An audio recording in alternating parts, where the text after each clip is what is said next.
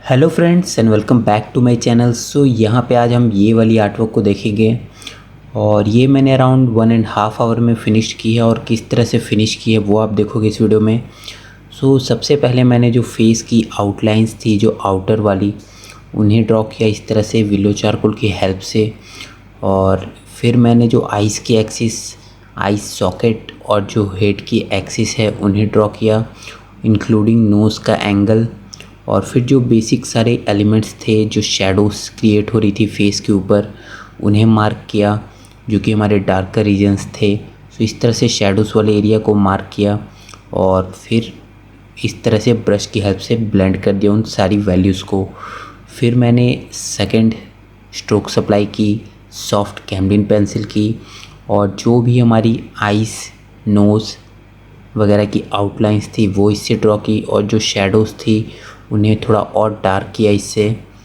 और इस तरह से मैंने जो भी शैडोज़ थी और थोड़े बहुत जो रिंकल्स वगैरह थे उनकी लाइंस को भी मार्क किया। और इस तरह से मार्क करने के बाद जो भी डिटेलिंग थी थोड़ी बहुत वहाँ पे भी मैंने शैडोज़ को अप्लाई किया और जो नोज़ वगैरह का शेप था उन्हें भी ड्रॉ किया।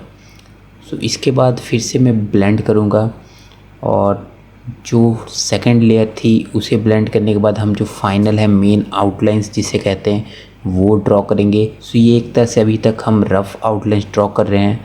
सो इसे भी हमने ब्लेंड कर दिया और ये बड़े वाले ब्रश से भी पूरा ओवरऑल ब्लेंड कर दिया। अब मैं क्या करूँगा, जो हाइलाइट्स है उसे पिक करूँगा और जो वाइट आपको हाइलाइट्स नज़र आ रही होगी। सो इस तरह से मैं मोनो जीरो इरेज़र की हेल्प से उन हाइलाइट्स को पिक कर रहा हूँ और साथ के साथ जो डिटेलिंग है वो भी अप्लाई हो जा रही है इससे। जो स्किन की फोल्ड्स है उसकी हाइलाइट्स इंक्लूडिंग डिटेलिंग, सो वो सबको मैं इस तरह से मार्क कर रहा हूँ। और इससे आप अपनी जो आउटलाइंस है उसे भी करेक्ट कर सकते हो।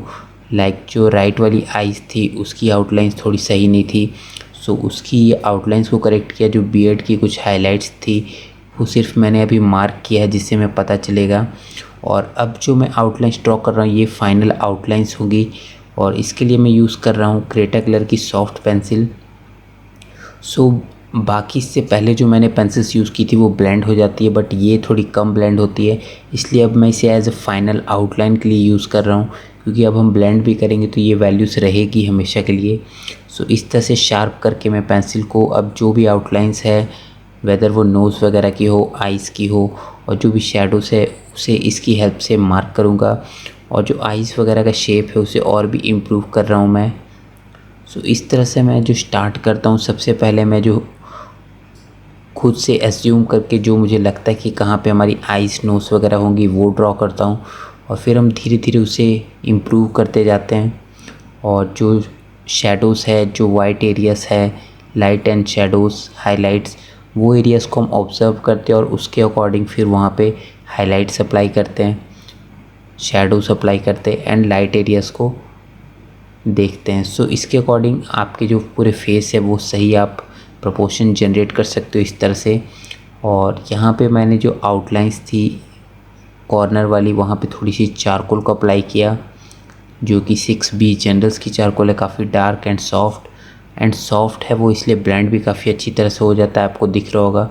और उससे जो फेस में एक थोड़ी डार्कनेस है वो जनरेट होगी, क्योंकि वैसे फेस काफ़ी लाइट लग रहा था, बट मैंने सेम उसी चारकोल को लेके थोड़ा सा डार्कनेस प्रोवाइड की। और बियर्ड वाले एरिया पे भी थोड़ी सी मैंने विलो चारकोल को अप्लाई करके वहाँ पे फिर इस तरह से हाइलाइट्स को अप्लाई किया।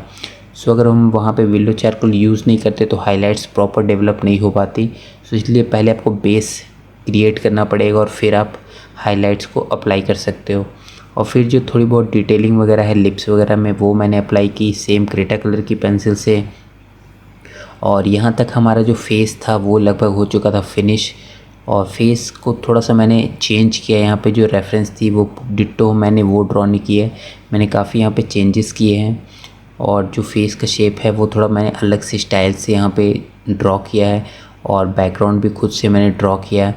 सो इस तरह से हम जो भी रेफरेंस है उसके साथ काफ़ी कुछ चेंजेस कर सकते हैं, उसे और भी क्रिएटिव बना सकते हैं, जिससे जो हमारा फोकस है वो पूरा फेस पे रहे। मैंने कुछ इस तरह से ड्रॉ किया है। सो यहाँ पे आप देख रहे हो मैंने फेस पे पूरी डिटेलिंग की है, जिससे जो व्यूअर होगा उसकी अटेंशन पूरी फेस पे जाएगी। और जो साइड का पार्ट है, जो क्लोथ्स वगैरह का पार्ट है, वो थोड़ा लाइट रखा है। सो इस तरह से जो मेन सब्जेक्ट है हमारा, वो सब्जेक्ट का जो फेस है वो फोकस में है। और जो भी डिटेलिंग का पार्ट था वो मैंने हाइलाइट्स मोनो इरेजर से की, और शेड्स वगैरह किस तरह से अप्लाई की वो आपने देखा। और जहाँ जहाँ थोड़ी बहुत और डार्कनेस चाहिए थी वहाँ पे मैंने विलो चारकोल यूज़ किया। और जो बैकग्राउंड था उसके लिए मैंने थोड़ा बहुत इस तरह से अलग सा स्टाइल क्रिएट करते हुए बैकग्राउंड को प्रोवाइड किया। सो इस तरह से आप और भी डिफरेंट बैकग्राउंड्स को प्रोवाइड कर सकते हो। काफ़ी क्रिएटिव उससे लगेगी आपकी जो आर्ट वर्क है। और जैसा कि आप देख रहे हो यहाँ पे मैंने जो फेस है वहाँ काफ़ी डिटेलिंग की है। जो हाइलाइट्स है वो नज़र आ रहे होंगे आपको, रिंकल्स नज़र आ रहे होंगे, फेस का थोड़ा बहुत टेक्सचर और जो बियर्ड वगैरह है वो भी। सो ये सारी चीज़ें मैंने अप्लाई की। और यहाँ पे भी मैं लीव कर सकता था, बट मैंने थोड़ा सा और बैकग्राउंड को थोड़ा सा प्रोवाइड किया स्ट्रोक्स। इससे थोड़ा सा एक्सप्रेसिव सी लगेगी आपकी पोर्ट्रेट, और जो मेन फील है वो आपकी सब्जेक्ट पे बरकरार रहेगी। सो इस तरह से आप डिफरेंट एक्सपेरिमेंट कर सकते हो अपनी आर्टवर्क के साथ। और पूरा प्रोसेस जो था वो मैंने आपको बताया, कौन कौन से टूल्स यूज़ किए और किस तरह से स्टेजेस में हमने वर्क किया।